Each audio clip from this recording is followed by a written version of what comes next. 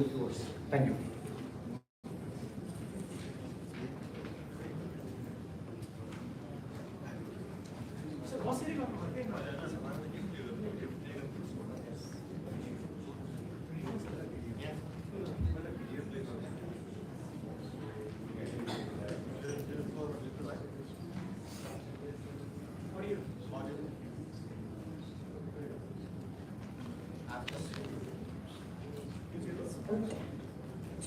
For this important invitation to the International Conference on Agrobiodiversity.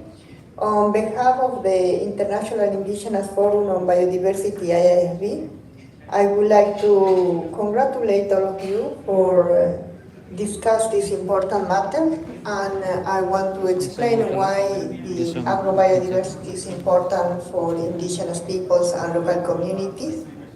As you know, indigenous peoples and local communities maintain the most important genetic diversity of food.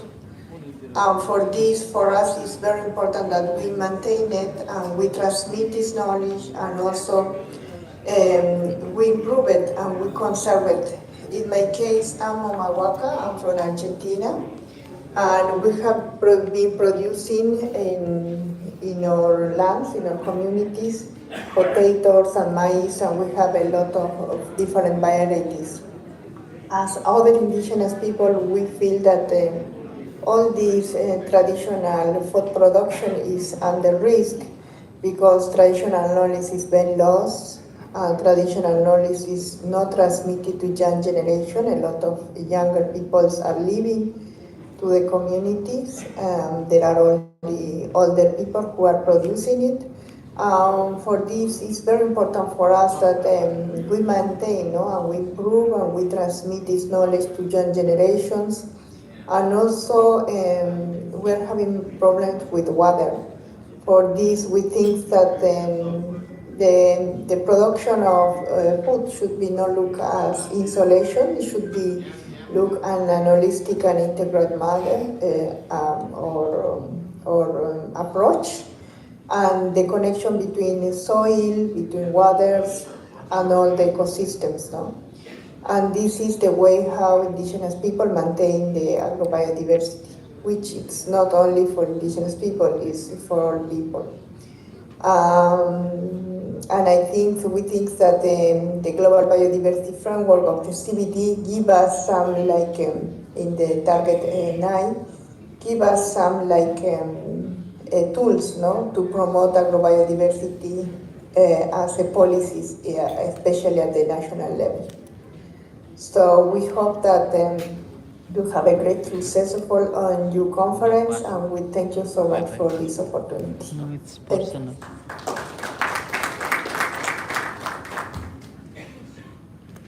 Okay, thank you very much.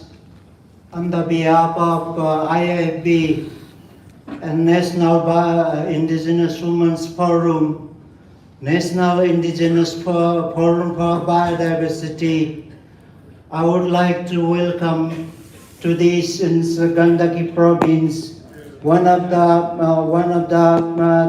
ancient land of the Gurung indigenous community. So that means we already know the indigenous peoples and local communities are in custodian of agrobiodiversity. The message is clear for us. That means the indigenous peoples and local communities are the right holders. They have the right, they have their own identity, they have their own dignity that's related to the agrobiodiversity. Something that's I want to deliver my message here.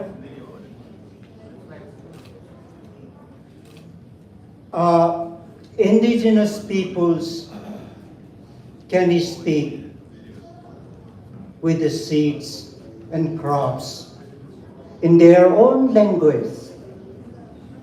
And even they speak with the soil, nature, water, sky, and in globe, and means in nature, it is the relationship in their own language. That's the relationship. It is not break. IIP, the Bibian already give us the message, the traditional knowledge is lost and have not been transmitted yet. That means we need to some channel to work on it. The seed, the agriculture, the diversity, the genes, species, everything we need to for the ritual and ceremony, not only for food. That is the for cultural cyber. That's how in globally indigenous peoples are custodian. Means this the diversity, the biocultural system, and their customary practices should be recognized, should be respected in any form of program or any kind of legislation.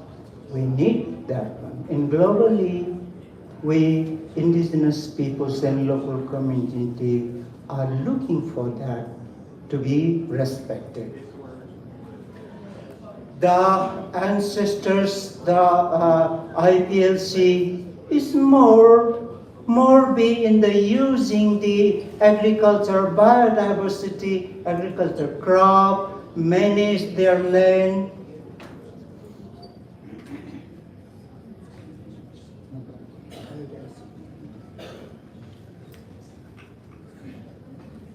That is the very dangerously impacted,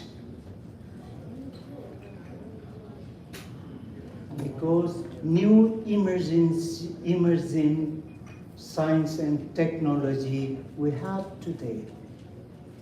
That is the gene editing, gene engineering drives, and DSI, the more innovative. But indigenous peoples, they have their own traditional system, their innovation, their practices more are related for the conservation, sustainable use of the biodiversity goes to agrobiodiversity. That is our very dangerously missing today in globally, not only in Nepal. Nepal, we are more cultural diversity. That's how we are rich in biodiversity, also in agrobiodiversity. Yeah, we know all the monoculture, industrial technology, industrial farming system. They are leading to loss of the agrobiodiversity. We need to address, we need to bring these issues. How the indigenous science and modern science can work together.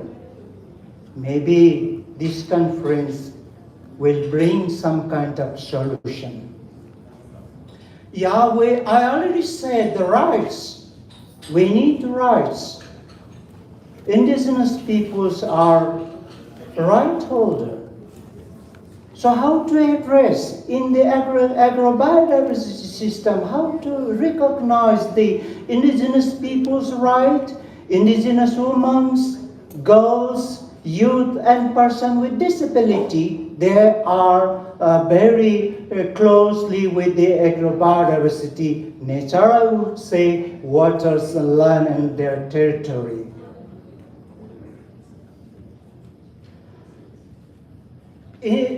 Traditional or indigenous knowledge-based enterprises is very, how to say, the opportunity today is the kind of very intuitively it's growing up to make for socio-economic upliftment of the community, but indigenous knowledge and traditional practices related to the agroforestry, agrobiodiversity is closely to the IPLC women's and the knowledge holders. Each and every program, any kind of program, policy need to recognize and respect. We need safeguard. We need legal protection. We need very dynamic program to work with us to continue the knowledge system and transfer in young generation. We have our own principle, we have our own governing system, we have our own system that is in break because of the modern policy, modern legislation. We need to address.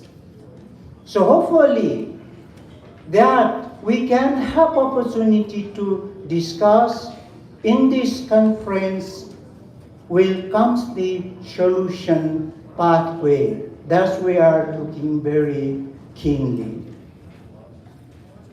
Target 10 KMGBF focus on the girls and youth. However, we need the right-based approach, the principle of the free, prior, informed consent, and full and effective participation at all levels.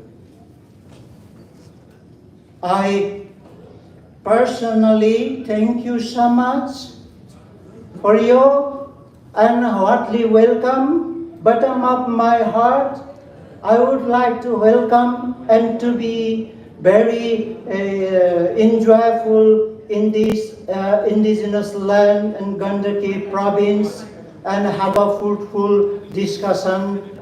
I will be with you. Thank you very much.